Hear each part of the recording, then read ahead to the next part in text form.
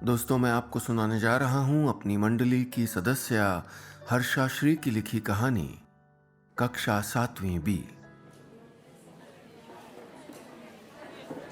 Class में इतना शोर हो रहा था कि कौन क्या बोल रहा है ये किसी को समझ में नहीं आ रहा था। शांत रहो, चुप रहो भाई, कीप क्वाइट। माधव की चीख पुकार तमाम शोरगुल में ऐसे गुम हो जा रही थी जैसे परीक्षा के समय रटा रटाया सब कुछ दिमाग से गुम हो जाता है। Good morning teacher. 7वीं बी के बच्चे पांडे सर के क्लास में आते ही लपक कर अपनी सीट की तरफ भागे और सावधान की मुद्रा में खड़े हो गए। पांडे जी ने कॉपी किताबें मेज पर रखते हुए क्लासरूम का मुआयना किया। काले और नीले रंग के 2 छाते जमीन पर लौट रहे थे। फर्श पर जगह जगह चौक के टुकड़े बिखरे हुए थे। ब्लैक बोर्ड पर कोई कार्टून बनाया गया था और बालकगण कनखियों से एक दूसरे को देखकर मुस्कुरा रहे थे, जैसे कोई शरारत टीचर के आ जाने से अधूरी रह गई हो। ये क्या सब्जी मंडी बना रखा है तुम लोगों ने क्लास को, हैं? 5 मिनट भी चुप नहीं रह सकते? सबसे शैतान क्लास है स्कूल की। सर ने वही अमृत वचन कहे जो हर टीचर हर क्लास से हर रोज कहा करता है, और रोज की तरह ही सारे मासूम बच्चों ने एक सुर में अपनी सफाई पेश की। सर, हम तो चुपचाप पढ़ रहे थे, यही डिस्टर्ब कर रहा था हमको। फिर एक फुसफुसाहट और उसकी पूंछ थामे दबी दबी सी हंसी के टुकड़े क्लास में तैर गए। ये है कुबेरपुर कस्बे के सबसे टॉप स्कूल यानी हैप्पी इंटरनेशनल स्कूल की 7वीं बी क्लास, और ये है पांडे सर जो कुछ समय पहले ही स्कूल में आए हैं। पिछले साल तक यहाँ मॉनिटर का चलन नहीं था और सारे बच्चे क्लास को मछली बाजार बनाने के लिए इक्वली एलिजिबल थे, लेकिन नए क्लास टीचर ने फैसला किया कि किसी एक बच्चे के शैतानी करने के फंडामेंटल राइट को छीनकर उसे मॉनिटर बना दिया जाए और वो सीधे उनको रिपोर्ट करेगा। उन्होंने ये भी बताया कि मॉनिटर एक तरह से असिस्टेंट होता है टीचर का। जब क्लास के पहले पहले मॉनिटर होने का गौरव पिछले साल तक हर एग्जाम में फर्स्ट आने वाले माधव को प्राप्त हुआ तो उसका लेवल एकदम से बढ़ गया। ये अलग बात है कि अब जिस वक्त सारे बच्चे टीचर के न रहने पर शरारत करके हंगामा करते, उस वक्त माधव चुप रहो, कीप क्वाइट, अपनी जगह बैठो ना यार का रट्टा मारा करता, लेकिन उसकी आवाज जैसे नक्कार खाने में तूती। कोई मॉनिटर को कुछ समझता ही नहीं सर, और अक्सर तो ये दीपक संजय ये सारे लोग क्लास के टाइम में बाहर भी चले जाते हैं, फिर चुपचाप आके बैठ जाते हैं। खुद को मॉनिटर बनना पड़े तो पता चले कि कितना खराब लगता है कि जब कोई सुनता नहीं है, माधव ने सर से कहा। उसकी बात से सर के दिमाग में एक आइडिया आया। अटेंशन बच्चों, देख रहे हैं कि तुम लोग एकदम ढीठ होते जा रहे हो, हैं? डिसिप्लिन नाम की कोई चीज बची नहीं है। कुछ बच्चे वॉचमैन को चकमा देके स्कूल से भाग जाते हैं।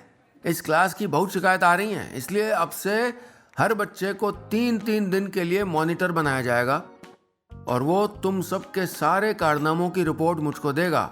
सोम मंगल बुध एक बच्चा, बृहस्पति शुक्र शनिचर दूसरा बच्चा, और जो बच्चा ज्यादा शैतानी करेगा उसके पेरेंट्स को स्कूल में बुलाया जाएगा। समझ गए? जी सर, सारे बच्चे एक सुर में चिल्लाए। तो आज से 3 दिन के लिए संतोष रहेगा मॉनिटर। उम्मीद है सारे बच्चे उसकी बात सुनेंगे। पांडे सर ने माधव को उस पोस्ट से बेदखल कर दिया जिसे वो खुद ही छोड़ना चाहता था। संतोष को आज पांडे सर बहुत अच्छे लगे। इतने सारे बच्चों में उन्होंने उसी को स्पेशल समझा था। शायद इसीलिए कि वो फर्स्ट आता है, ज्यादा शैतानी नहीं करता और टीचर्स की नकल भी नहीं उतारता जैसे दीपक, अर्जुन और उनकी चौकड़ी किया करती है। वो सब बड़ा अच्छा फील हो रहा था। अब सब चुपचाप बैठो, पिन ड्रॉप साइलेंस एकदम, ओके? छमाही परीक्षा का रिजल्ट सुनो। First Santosh Kumar, second Madhav Singh, third Shailesh Mishra. इस बार फिर संतोष ही फर्स्ट आया। माधव ने उसे सरसरी तौर पर देखा। आज भी वो यूनिफॉर्म ठीक से पहन के नहीं आया था। शर्ट वही वाली थी जिस पर उस दिन गोपाल ने बॉल पेन से गिचपिच कर दी थी। जूतों में भी पॉलिश नहीं थी, और तो और उसका बस्ता भी अजीब सा है, झोले जैसा, लेकिन पढ़ने में बड़ा तेज है। इसी साल उसका एडमिशन इस स्कूल में हुआ था और आते ही उसने माधव की फर्स्ट पोजीशन पे कब्जा कर लिया था। माधव को अच्छा नहीं लगा। सर, किसी और को नहीं चुन सकते थे क्या? रजत, अनवर, दीपक, शैलेश सब तो थे। कितना अच्छा होता अगर ये संतोष ना इस स्कूल में आया ही ना होता। हाँ, तो अब सारे बच्चे किताब निकालो और मुंशी प्रेमचंद की पंच परमेश्वर कहानी खोलो। गोपाल, कल कहाँ तक पढ़ा था हमने? सारांश बताओ, सर ने अपनी किताब खोलते हुए कहा। गोपाल खिड़की के बाहर मैदान में घास चढ़ती बकरियों को देखने में बिजी था, इसलिए सुन नहीं पाया कि उसके नाम की पुकार हो गई है। सर ने उसको एक फटकार लगाई और संतोष को खड़ा किया। संतोष अच्छा बच्चा है, रिवीजन करके आया था। सर, जुम्मन और अलगू दोनों पक्के दोस्त थे। जुम्मन अपनी खाला को खाना पीना रुपया पैसा कुछ नहीं देता था, इसलिए उसने कहा कि वो पंचायत बुलाना चाहती है, लेकिन उसकी कोई बात नहीं सुनता। वो अलगू को पंच बनाना चाहती है, लेकिन वो कहते हैं कि जुम्मन मेरा पुराना दोस्त है, उससे बिगाड़ नहीं कर सकता। बहुत बढ़िया, बहुत बढ़िया। पांडे सर ने संतोष को शाबाशी दी। अब आगे देखो, खाला ने अलगू से क्या कहा? बिगाड़ के डर से ईमान की बात ना कहोगे क्या? बच्चों, समझ लो इस कहानी की यही सीख है, हैं? जब कोई न्याय के सिंहासन पर बैठता है तो वो ईश्वर की तरह होता है। इसीलिए पंच को परमेश्वर कहते हैं। वो केवल न्याय करता है, अपना पराया नहीं देखता। उसे इस बात से कोई फर्क नहीं पड़ता कि उसके बाद कौन उसका दोस्त रहेगा और कौन दुश्मन बन जाएगा। सर ने थोड़ा आगे तक कहानी बढ़ाई कि तभी घंटी बजी। खाने की छुट्टी हो गई थी। सारे बच्चे सरपट बाहर भागे और स्कूल के सारे कमरों का शोरगुल खेल के मैदान में इकट्ठा हो गया था। ए माधव, चल एक चीज दिखाता हूँ, मेरे मामा लाए बॉम्बे से। गोपाल माधव को पकड़कर खींचते हुए स्कूल के पिछले हिस्से में ले गया और टूटी हुई दीवार के पीछे छुपा कर रखा हुआ एक बैट निकाला। कोहली ने दिया है, ऑटोग्राफ देख बैट पे। मेरे मामा और कोहली बेस्ट फ्रेंड्स। कहते हुए गोपाल ने आंखें घुमाते हुए मुंह से चटाकेदार आवाज निकाली, जिसका मतलब था मेरे मामा कोई कम तोप नहीं है।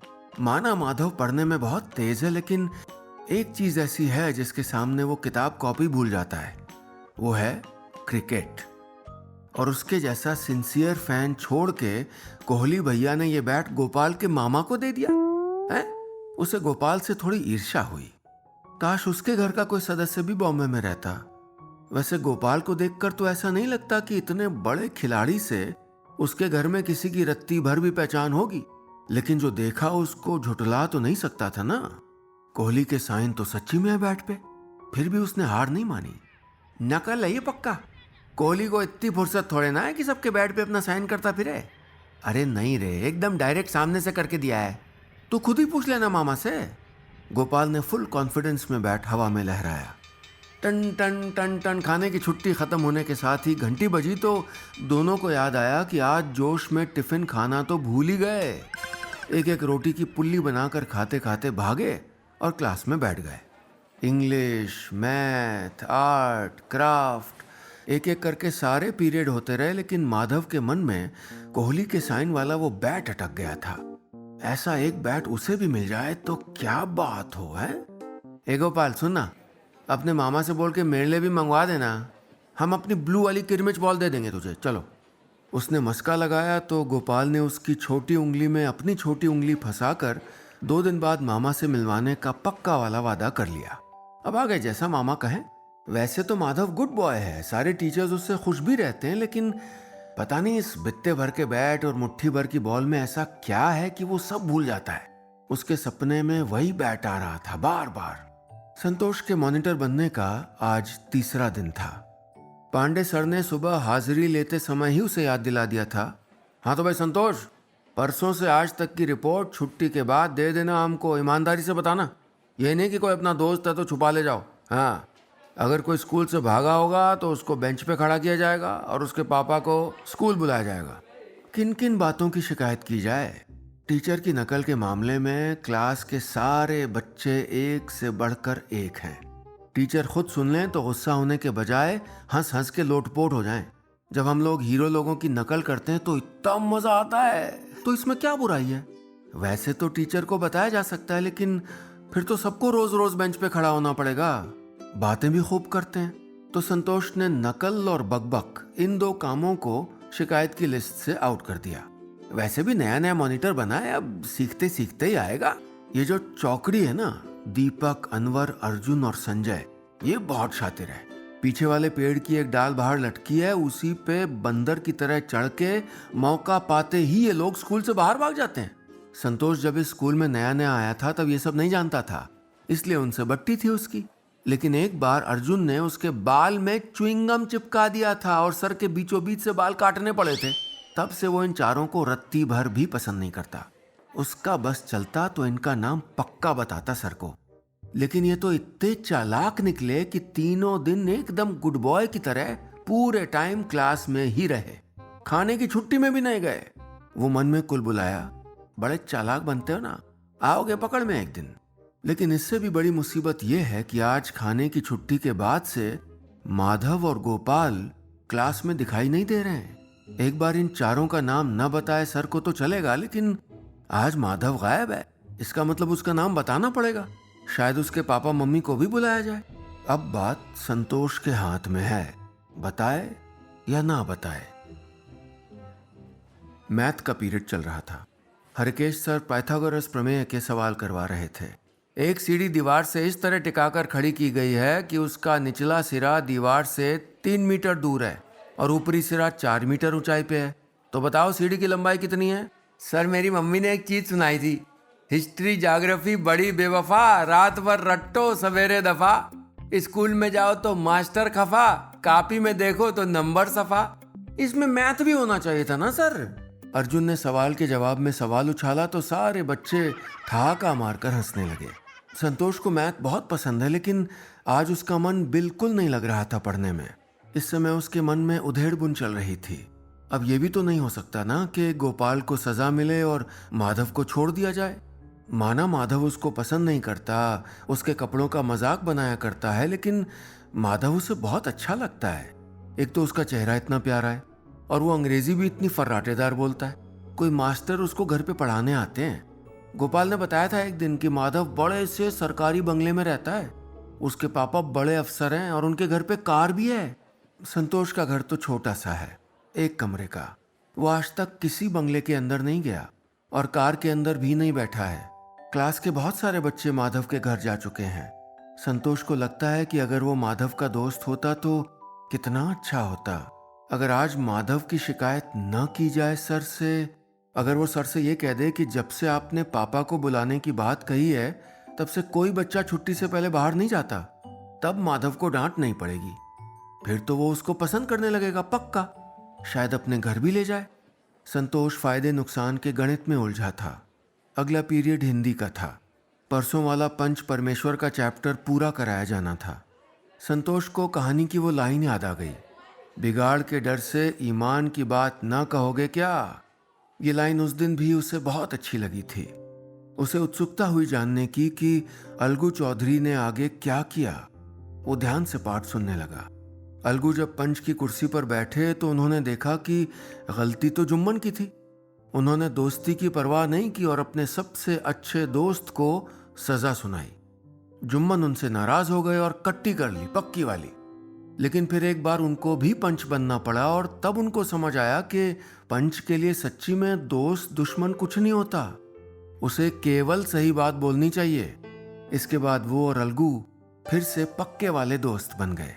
इस कहानी से संतोष को बहुत हौसला मिला। उसने तय कर लिया कि सर ने उस पर भरोसा करके उसको इतनी जिम्मेदारी सौंपी है, वो वही कहेगा जो सही है।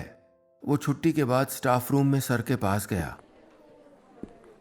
सर, आज माधव और गोपाल लंच के बाद से स्कूल में नहीं है, अभी तक वापस भी नहीं आए। बाकी सब बच्चे रोज क्लास में ही थे। पांडे सर को यकीन ही नहीं हुआ। माधव तो बहुत सिंसियर बच्चा है, पहले तो उसने कभी ऐसा नहीं किया। आज पता नहीं क्या हुआ कि मना करने के बाद भी वो बिना परमिशन के बाहर गया। चलो मैं देखता हूँ क्या करना है। संतोष स्टाफ रूम के बाहर आ गया। उसे बहुत हल्का महसूस हो रहा था। अब जो भी हो, उसने जो किया है सही किया है। जब माधव ये चैप्टर पूरा पढ़ेगा तो वो भी समझ जाएगा। सर ने क्लास बंक करने वाले दोनों बच्चों को स्टाफ रूम में बुलाया। पता चला कि दोनों खिलाड़ी स्कूल से निकलकर गोपाल के मामा से मिलने बस अड्डे पहुंच गए थे। ये तो एकदम पक्का पापा को बुलाने वाला मामला था। बाहर निकलकर माधव ने शिकायत करने वाले को देख लेंगे वाले भाव से देखा। ये संतोष अपने आप को समझता क्या है? खुद तो पुरानी यूनिफॉर्म पहन के आता है, इंग्लिश का एक सेंटेंस बोलने में अटकता है और उसकी शिकायत करने लगा। इतना भी नहीं सोचा कि मुझसे पहली बार ये गलती हुई है।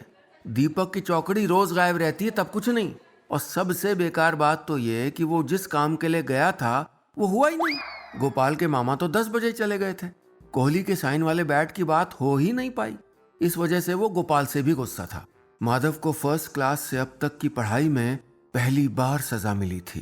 पहली बार ही उसने कोई गलती की और उसे गोपाल के साथ बेंच पर खड़ा कर दिया गया।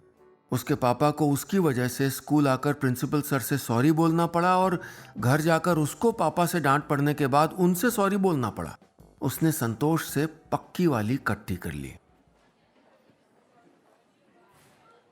10-15 दिन का समय बीत गया था और अब 3 दिन के लिए माधव मॉनिटर था। वो बड़ी बेचैनी से इंतजार कर रहा था कि संतोष कोई गलती करे और उसको सजा मिले। स्कूल में हर महीने का तीसरा शनिवार बाल सभा और खेलकूद का दिन होता है। उस दिन बस्ता नहीं लाना होता। अंताक्षरी, फुटबॉल, विषमृत, सितोलिया, कबड्डी, रेस, कई तरह के खेल खिलाए जाते हैं। सब बच्चे इस दिन का इंतजार करते हैं, खेल से ज्यादा बस्ते से छुट्टी के लिए। आज वही तीसरा शनिवार था। अंत्याक्षरी के बाद बैडमिंटन और फिर रेस होनी थी। बैडमिंटन का खेल बाल सभा में पहली बार खेला जा रहा था, लेकिन माधव अपने पापा के साथ रोज खेला करता था, इसलिए बाकी स्टूडेंट्स को खेल के नियम सिखाने की जिम्मेदारी उसी को मिली। उसने बाएं हाथ में बैडमिंटन की चिड़िया पकड़ी, दाएं से रैकेट थामा और अपनी पावर दिखाने के लिए पूरी ताकत से चिड़िया को रैकेट के वार से आसमान की तरफ उछाल दिया। चिड़िया इतना बड़ा धक्का सह नहीं पाई और आम के पेड़ की घनी डालियों में जाकर अटक गई। दूसरी चिड़िया थी नहीं सर के पास। इससे पहले कि बच्चे सर से माधव की शिकायत करते, संतोष भागता हुआ आया, अपने जूते उतारे और बिजली की तेजी से पेड़ की ऊपरी डाल पर चढ़कर पत्तों के बीच गुम हो गया। सारे बच्चे पेड़ की फुनगी पर नजर गड़ाए हुए थे। तभी ऊपर से संतोष ने ले माधव कैच कर चिड़िया की आवाज लगाते हुए वो नन्ही सी सफेद चिड़िया नीचे फेंकी और उसी बिजली की तेजी से पेड़ से उतरकर अपनी यूनिफॉर्म पर लगी धूल झाड़ते हुए विजेता के भाव से माधव के सामने खड़ा हो गया। माधव ने उसके हाथ से चिड़िया ली और फिर से बच्चों को सिखाने लगा। अब रेस की बारी थी। आज होगी जोड़ी रेस, समझते हो बच्चों इसका मतलब? पीटी सर ने पूछा। मालूम है सर, एक की बाईं एक की दाईं टांग रस्सी से बांध देते हैं, फिर दौड़ना होता है। क्लास में कोई चिल्लाया और सारे बच्चे अपनी अपनी जोड़ी बनाने में जुट गए। सर हमारी जोड़ी अमृत के साथ, सर हम संजय के साथ, सर हम अर्जुन के साथ नहीं दौड़ेंगे। सब ने अपने अपने जोड़ीदार चुन लिए और उसके पास जाकर खड़े हो गए। अपनी पसंद बताने वाले ये बालक जानते हैं कि पीटी टीचर चलाएंगे तो अपनी ही, लेकिन कहने में क्या जाता है। खैर उन मासूमों की न सुनते हुए सर अपने हिसाब से जोड़े बनाने लगे और बेचारे संतोष के दाएं पैर के साथ पता है किसके बाएं पैर का रस्सी बंधन हुआ? माधव के। जी हाँ, माधव के। रेडी, स्टडी और ये गो। सब बच्चों ने शोर मचाते हुए दौड़ना शुरू कर दिया। उधर जिस खंबे पर स्कूल की घंटी लगी है ना, उसको छूना था। संतोष ने निरीह भाव से माधव को देखा। वो बहुत धीरे धीरे चल रहा था, जिससे संतोष भी तेज नहीं दौड़ पा रहा था। कुछ सेकंड तक दोनों ऐसे ही घिसटते रहे। फिर संतोष ने धीरे से पूछा, हमसे गुस्सा हो तुम? गुस्सा नहीं होंगे, वो दीपक लोग रोज भाग जाते हैं, उनका कुछ नहीं। हम एक बार चले गए तो सजा दिलवा दी। अरे पता है हमको कि तुम हमको लाइक नहीं करते, लेकिन ये कौन बोला तुमको? तुम तो इतने अच्छे लगते हो हमको, लेकिन तुम ही हमसे दोस्ती नहीं करना चाहते। हम तुम्हारे जितने स्मार्ट नहीं है ना। संतोष ने पैर घसीटते हुए उलाहना दिया। ये बात तो माननी पड़ी माधव को कि संतोष सच कह रहा था। तुम्हारे आने के बाद हम सेकंड आने लगे, वो हमको अच्छा नहीं लगता था, इसीलिए उसने अपराध बोध से कहा और एकदम से चिल्लाया, स्पीड पकड़ो नहीं तो हार जाएंगे हम लोग। देखो दीपक, शैलेश, अनवर, अर्जुन सब सरपट भाग रहे हैं। संतोष की सांस दौड़ने से तेज चल रही थी। पता है हमको सच्ची में बहुत बुरा लग रहा था तुम्हारी शिकायत करने में। पहले हमने सोचा नहीं बताएं सर को, शायद तुम हमारे दोस्त बन जाओ, लेकिन पंच परमेश्वर कहानी पढ़ाते समय सर ने भी कहा था ना कि सही काम करने में दोस्त दुश्मन नहीं देखना है, इसलिए बताया। अभी तुम मॉनिटर हो, तुम भी तो ऐसे ही करोगे ना? माधव सोच में पड़ गया। हाँ, शायद वो भी ऐसा ही करता। माधव, माधव, संतोष, संतोष। क्लास का शोर सुनकर दोनों का ध्यान रेस पर वापस आया। अपने मन के फासले मिटाते मिटाते दोनों ने लास्ट पॉइंट तक का फासला तय कर लिया था। बाकी बच्चे अभी पीछे ही थे। हम जीत गए, हम जीत गए! दोनों एक स्वर में चिल्लाए और पैरों की रस्सी खोलकर एक दूसरे के गले लग गए। इससे पहले कि सर और बाकी बच्चे उनके पास पहुंचते, संतोष ने अपने नए बने दोस्त के मुंह से वो सुना जो वो न जाने कब से सुनना चाह रहा था। कल तो संडे है, हमारे घर आना, तुम आओगे ना? पक्का? बस इतनी सी थी ये कहानी।